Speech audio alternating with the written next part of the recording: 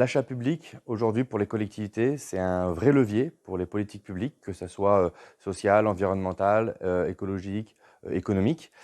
Sur 2 leviers, la métropole, elle souhaite axer son programme, en tout cas d'achat public.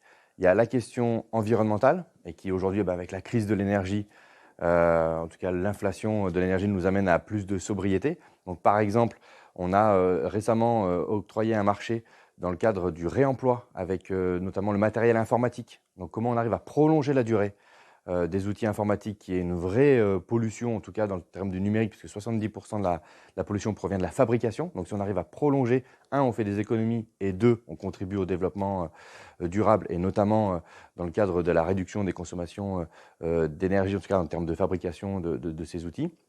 Et puis la deuxième notion, c'est aussi toutes les questions sociales et notamment de l'inclusion. Et là, on a un SPASER, on a tout si vous voulez, un document cadre qui nous permet de se donner des objectifs. Alors la métropole aujourd'hui, en termes de clause sociale, on est à 26%.